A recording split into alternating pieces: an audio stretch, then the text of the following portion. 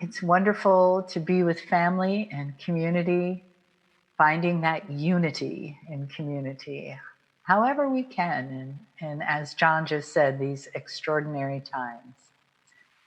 And we're together, and it's purposeful. And where we go from here is going to be amazing. I know it. So let's take a moment to just relax into a breath or two, and come back just into that beautiful place of gratitude that you are able to be here now, that whatever else is going on in the world, that you could be with this community in this light, sharing your light today, that you could breathe in and breathe out and know that there is a benevolent force at work here, and we share that. And we are connected by it, just as we are connected by our own lights, creating points of light and filaments connecting them all over the world. This is the global family. This is our consciousness connecting. This is us saying yes to these changing times and using what we know to create a wise path forward. And we have the beautiful love and honoring and messages of Kryon to help us with that. Greetings, dear ones. I'm Kryon of Magnetic Service. This message at the end of this 2-day series is not one filled with teaching, new information. It's more of a benediction. A benediction with a summary, with reminders of what we've said before. There are those who have said, "Who are you, Kryon?" As if I were a linear human being. I speak through a linear human being. But if you ask him what it was like when he channels at this point in his life after 31 years, he will tell you that only a piece of the conversation is linear. He would tell you that accompanying everything he channels is multiple images and multiple messages, and it's true.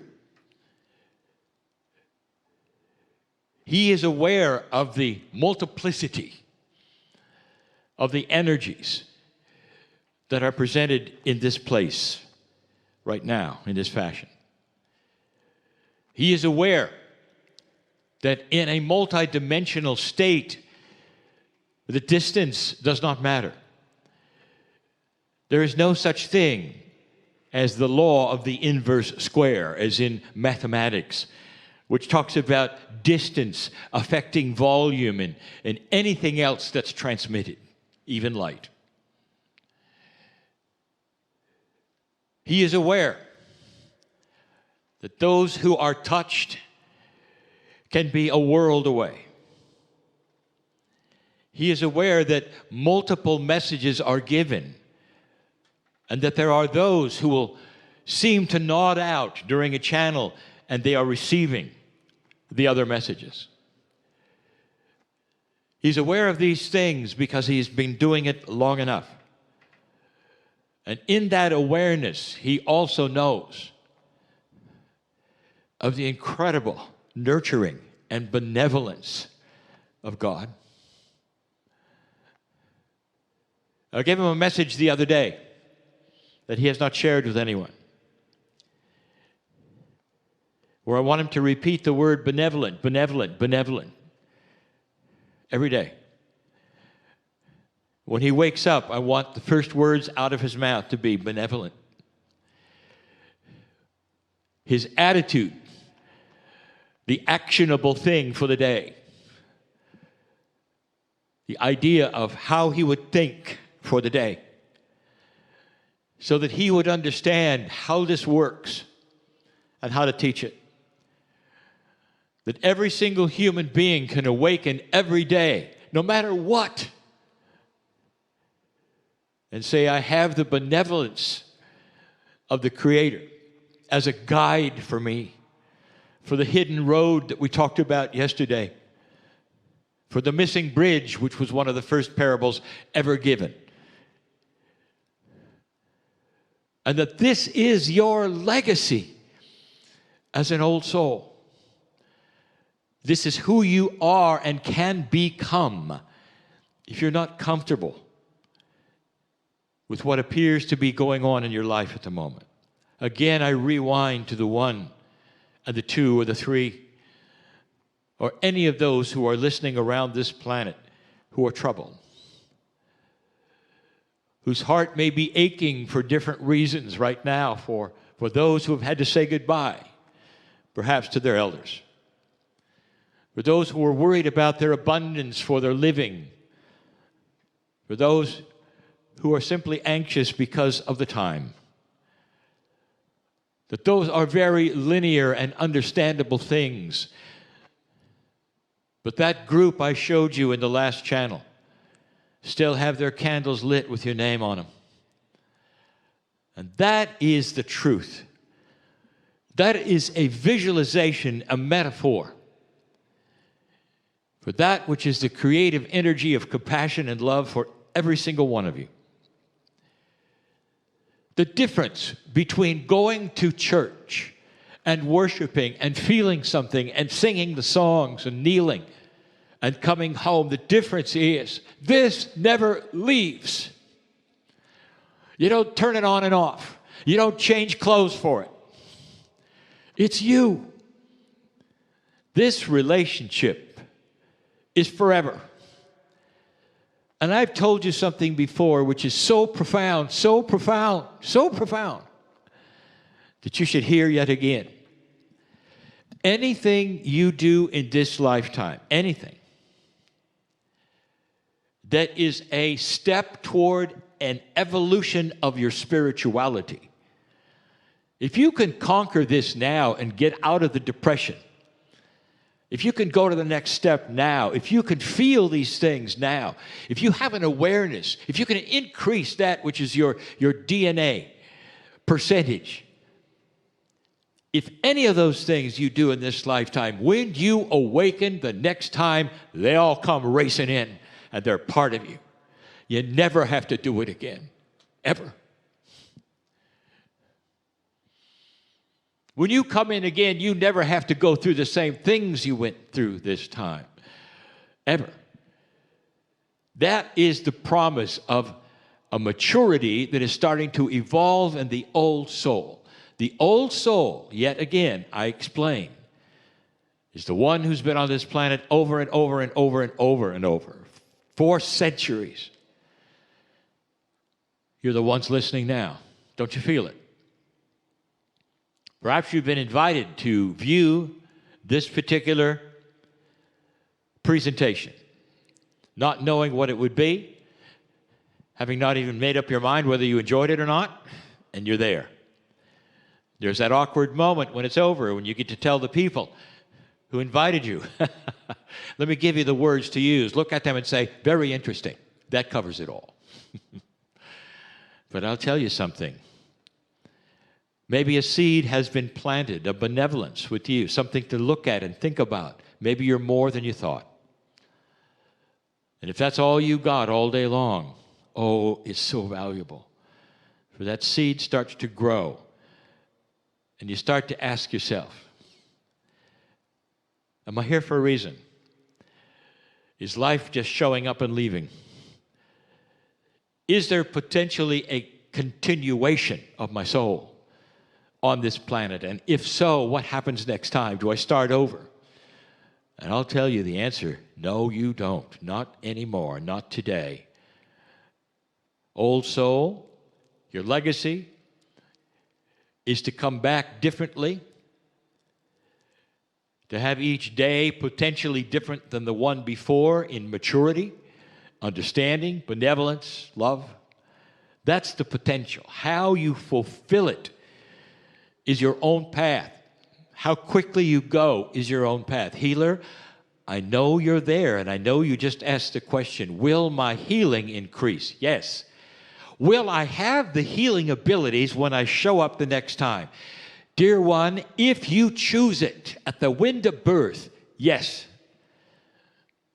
Like the artist who is painting every single lifetime, like the musician who remembers their instrument so intimately when they come in as children, like that, the healer gets the same thing. You're born with knowing you're a healer. These things are starting to change the fabric of metaphysical things, metaphysical rules, and the things that you were even told by the highest level of spiritual teachers. Because that level, whatever you thought it was, is moved up. And you're invited to move up with it. I am giving you information that is both basic and advanced for the old soul to know that this is not over. What happens now continues and comes back. You never have to start over again. Whatever you accomplish now will continue.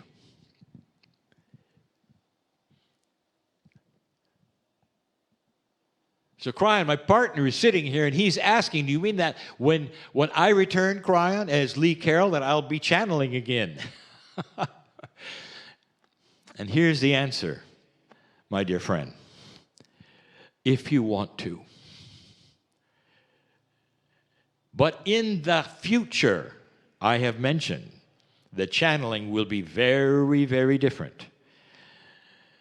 You look back into an old time where you sat in front of those who channeled, whether it's at home in front of a television or whether it's on stage, and you listened to them and there was the give and the take, and that goes away. It goes away fairly soon, I would say within a century. Replacing it will be that which is always something I talked about, and we'll call it intuitive channeling. You'll receive it clearly on your own. And you'll say, does that mean that others are going to channel to me through some kind of a personal internet that goes into my intuition? And I'll say, how quaint of you to even think there'll be an internet.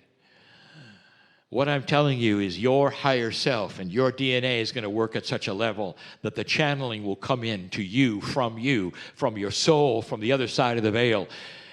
And you will have these kinds of experiences personally. That's where it's going to go someday, talking about futurists. The spiritual attributes of who you are also will start evolving and raising. You do understand, don't you? Based upon what has happened in this galaxy and those who seeded you and those who have told you this, involving in the sisterhood and all, you do understand, don't you, that as your DNA evolves and becomes higher and higher in its percentage of activeness, you'll get to a place where you all will be some kind of master. And then this planet ascends. And I'm not going to go into what that looks like, but it has happened before, and it's happened with your star mothers. It's what allows them to come and go, or basically to come as they wish. It's more than you can imagine. It's more than I'm going to go into, because now it's time to roll your eyes. When we get to these things, you'll say, well, I don't understand. And I'll say, it's basic physics.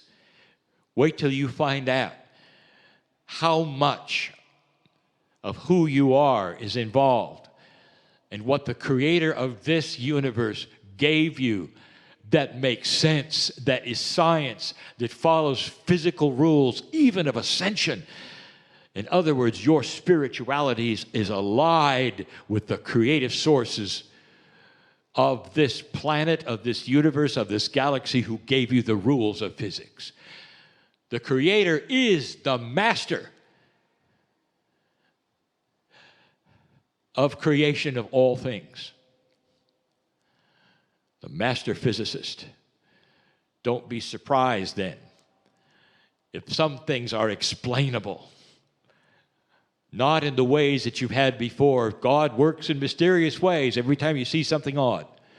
What if instead it was a manifestation of the control over physics? It has to make sense, and it will. All this to say, you're not done. I want you to go from this place having been added unto this day. Having been added unto this day. Which means you are more when you get up out of your chair than when you sat down this morning or yesterday. And you'll say, how much more and what is it? And I say to you, that is so linear. Why don't you say instead, thank you, Spirit, for those things that have been added to me that are so profound I cannot understand them. But oh, can I feel them? And oh, can I use them?